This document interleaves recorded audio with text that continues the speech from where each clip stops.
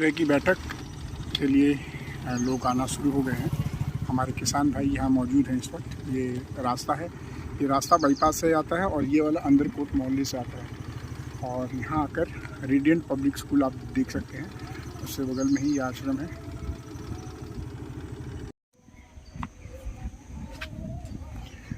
Programme की बुरी तैयारी है। यहाँ पे श्री प्रेमचंद यादव जी यहाँ पहुँच चुके हैं और गौ माता लोग अपना भोजन कर रही हैं।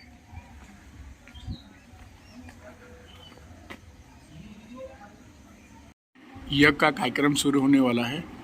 आप सभी से निवेदन है जल्दी पहुँचे और यज्ञ में पार्टिसिपेट करें।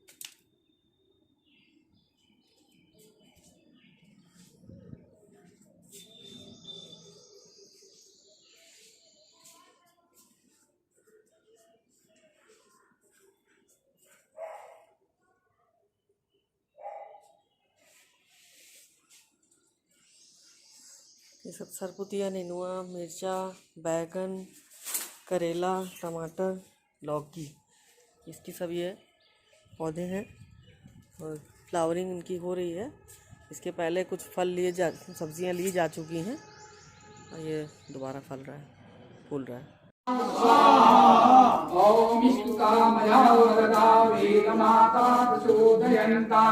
पावमानि विजानाम् आयुकानां प्रजां पसं कीर्तिं द्रविडं ब्रह्मवर्चसं मह्यं दत्त्वा जगम् अलोकाम् स्वाहा। ॐ आदम्मन्त्वां मयो ब्रह्मवर्चसी जायता आराष्टे राजन्यः सूरैषभ्योऽपि जाति मातरो जायता दोग्धीतेन रोगामद्वानाशु शाक्ति पुरन्निर्योत्सायुरपेट सभेयो युवासे यजमानस्य वीरो जायता निकामे नः पर्जन्यो वर्षतु फलवत्यो न ओषधयः पचन्ताम योगक्षेम नः कल्पताम् स्वाहा।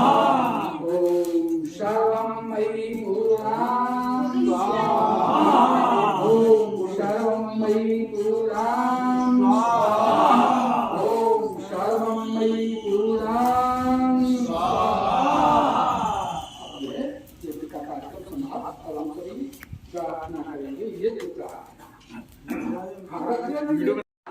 जिनका स्थान गुजरात में टंकारा नामक स्थान हुआ करता है।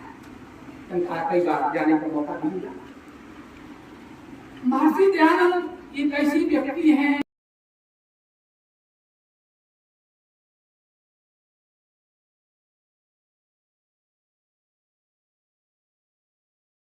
एम्पलीट्यूड को, माने एक सांस ले और फिर इतने देर के बाद दूसरी सांस लेते हैं, उसको कहते हैं एम्पलीट्यूड।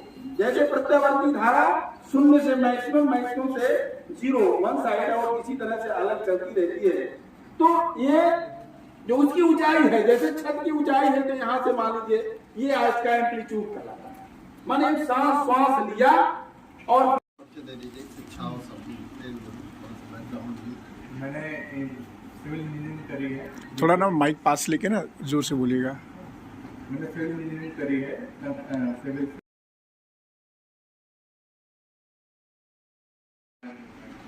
उसके बाद में एक सरकारी संस्था है national project construction corporation, ministry of जल शक्ति का है, उसमें एज अ इंजीनियर काम किया हुआ है 4 साल। फिर वहाँ से मैं रिजाइन करके लखनऊ आ गया हूँ अपने पिताजी के साथ। तो हम लोगों ने पिछले कई सालों में बहुत सारे तालाब 2 वर्षों से चला।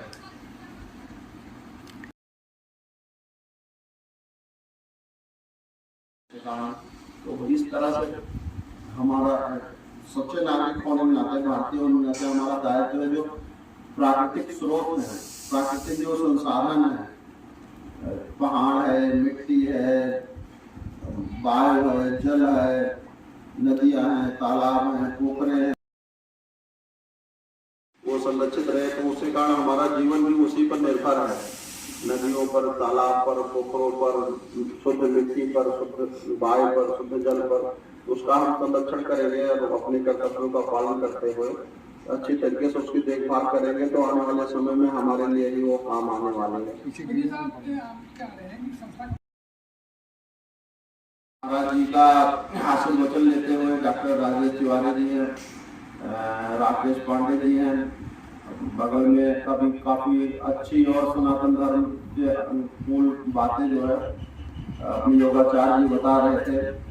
हमारे साथ अस्पर जी आए हैं, बिप्लो जी आए हैं, बहन जी आए हैं। इस तरह से आप लोग पहले से भी काफी लंबे समय से बैठे हुए हैं। लोक भारती एक सामाजिक संगठन है जिसका काम लोक भारती के माध्यम से इसकी स्थापना 1992 में हुई थी, जिसके द्वारा वर्तमान समय में नदी का संरक्षण, जल स्रोतों का संरक्षण, जैसे अभी मैंने चर्चा की, और ग्राम विकास की विभिन्न गतिविधियां हैं, विभिन्न काम है। वैसे हम गांव को सामाजिक आधार पर जो है सारा हम सबको जानकारी भी होगा कि हमारी खेती कितनी महंगी है और जो हम उत्पादन ले रहे हैं वो स्वास्थ्य के प्रतिकूल नहीं ले रहे हैं। उसको सुधार करते हुए कैसे प्राकृतिक खेती, न्यूनतम लागत पे हम जो है प्राकृतिक खेती करके आगे बढ़ सकते हैं। तो देश भर में लोक भारती के द्वारा गो आधारित प्राकृतिक खेती पर भी सभी राज्यों में काम चल रहा है। ऐसे 500 से लेकर के 5000 संख्या तक का ऐसे लगभग 20-22 प्रशिक्षण शिविर लोक भारती के माध्यम से पिछले 12 वर्षों से उत्तर प्रदेश और उत्तर प्रदेश के बाहर भी आयोजित किया जा चुका है, जिसके माध्यम से किसान प्रेरित होकर के देसी गाय के गोबर और गौमूत्र का प्रयोग करते हुए अपने घर पर ही जीवामृत बना करके उसका अपने खेतों में प्रयोग कर रहे हैं और रासायनिक खेती की अपेक्षा उत्पादन भी ज्यादा ले रहे हैं और जो उत्पादन ले रहे हैं वो स्वास्थ्य के अनुकूल जो है उसको हमारे लिए हर प्रकार से ज्यादा उपयोगी है। एक विषय है कि अभी देख रहे होंगे हम लोग जो खेती लंबे समय से हम कर रहे हैं, देश की जनसंख्या जिस समय बढ़ रही थी तो हरित क्रांति के नाम पर उत्पादन को बढ़ाने के लिए हमने जो डीएपी, यूरिया और कीटनाशक का प्रयोग शुरू किया, उसी कारण से हमारी जमीन जो है क्षमता से ज्यादा हमने प्रयोग किया तो जमीन की जो क्षमता थी जो है वो समाप्त हो गई। जितने पोषक तत्व हैं लगभग वो समाप्ति की सबके ध्यान में होगा। आने वाले समय में अगर हमने अपनी कृषि पद्धति में परिवर्तन नहीं किया तो शायद पूरी की पूरी जो है धरती ऊसर बंजर के रूप में बदल जाए। जिन राज्यों ने इसका ज्यादा प्रयोग किया है वहाँ परिस्थिति दिखाई पड़ रही है। विभिन्न प्रकार की जो बीमारियां हैं उसका एक बहुत बड़ा कारण हम जो रासायनिक कीटनाशक और उर्वरकों का प्रयोग करते हुए खेती कर रहे हैं, उस खेती की इस पद्धति के कारण हमारा स्वास्थ्य भी खराब हो रहा है और जमीन की जो उर्वरा शक्ति है उसमें भी पूरी तरीके से जो है उसका भी क्षरण हो चुका है। तो स्वास्थ्य को बचा सकते हैं, प्रकृति और पर्यावरण को बचा सकते हैं, उसका आधार गो आधारित प्राकृतिक खेती है। एक देसी गाय के गोबर और गौमूत्र का प्रयोग करते हुए हम लंबे भाग पर खेती कर सकते हैं, लगभग 50 बीघे 10 से 30 एकड़ में। तो हमारी खेती की लागत भी खत्म हो रही है। अगर खाने से बचता है हम बाजार में उसको बिकने के लिए देसी गाय का दूध और ये प्राकृतिक उत्पाद, प्राकृतिक सब्जियां, प्राकृतिक फल ही देना पड़ेगा।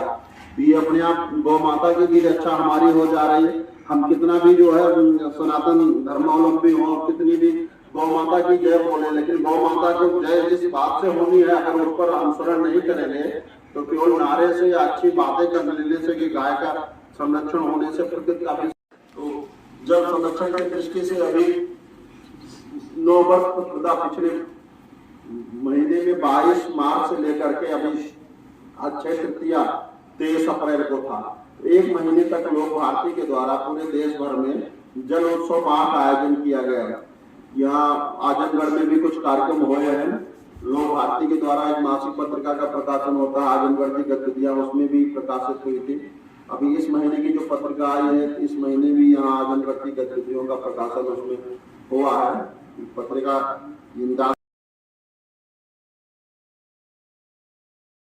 बारे में कि वास्तव में हम क्या कर रहे हैं और आगे हम 20-25 साल में अपने पीढ़ी को, अगली पीढ़ी को क्या देंगे। तो जैसे आज भी ये जितने भी लोग हैं पढ़ाई के ऊपर बहुत पैसा खर्च कर रहे हैं, 10-20 लाख रुपए का, 10 लाख 15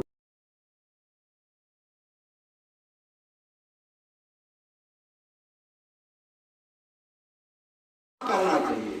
तो आप पूर्ण रूप से स्वस्थ हो जाएंगे, स्वस्थ रहेंगे और आपके घर में एक पैसे की दवा नहीं आएगी।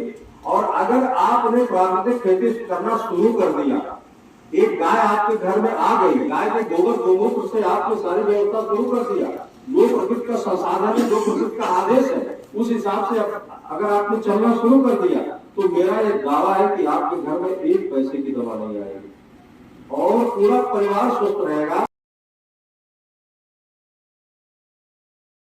आच्छादन क्या करता है कि आच्छादन जो 25% नमी जो है आसमान में 76.6% नमी तैर रही है। हम उसी ईश्वरी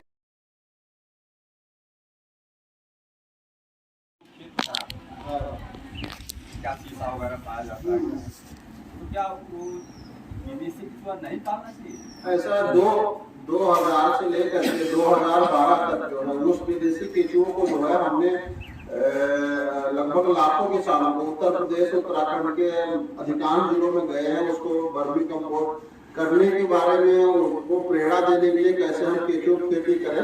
तो हम दूसरे को बताते थे। हमारे अपने यहाँ है कि हम अगर कोई अच्छी बात दूसरे को बता रहे हैं तो अगर उसका पालन लेकिन हम खुद नहीं कर रहे हैं तो हमारी बात का असर नहीं पड़ेगा। तो हम जैविक खेती के बारे में लोक भारती के माध्यम से लोगों को प्रेरित कर रहे थे। तो अभी मैंने बताया 6 कुंटल केंचुआ हमारे यहाँ था। तो आप अगर वो वर्मी कंपोस्ट प्रयोग करेंगे और उसको जाकर के लैब में टेस्ट कराएंगे, जो बातें आपने बताई, तो ऐसे मृदा की गुणवत्ता के लिए, मृदा की संरचना के लिए, यानी भूमि के लिए नुकसानदायक कई उसमें तत्व मिलेंगे जो हमारे लिए घातक हैं, फसलों के लिए घातक हैं। यानी उसका प्रयोग जो विदेशी केंचुआ है आइसोनाफिट का, उसका प्रयोग नहीं करना चाहिए वर्तमान परिस्थिति में। कौन क्या कर रहा है उससे हमसे नहीं मतलब है, लेकिन हम जिस विषय को काम कर रहे हैं उसको अगर एक निश्चित रूप से किसी कोई भी विषय अपने आप में जो है भरपूर की तरफ अगर हम ले जाते हैं तो उसी में जो है थोड़ा सा इधर थोड़ा सा उधर अगर हम यहाँ लग रही है तो उसका उपाय है कि अगर हम फंगस लग रहा है तो हमारे पास देसी गाय का मट्ठा है।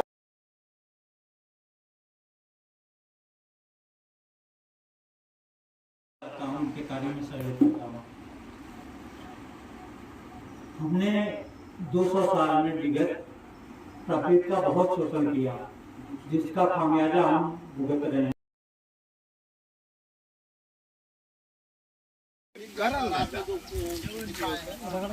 धीरे धीरे करके वही डिकम्पोज होकर कार्बन जाता है। वो मिट्टी को नीचे से नमी भी ऊपर नहीं जा पाती है, ऊपर से सूर्य का प्रकाश कोई मारेगा नहीं इस बार ज्यादा दिन तक बनी रहती है। और केंचुए के लिए एक और विशेषता, वो अंधेरे में काम करता है। तो ढका रहता तो नीचे अंधेरा मिलता है, तो ऊपर आकर के वो काम करता रहता। अभी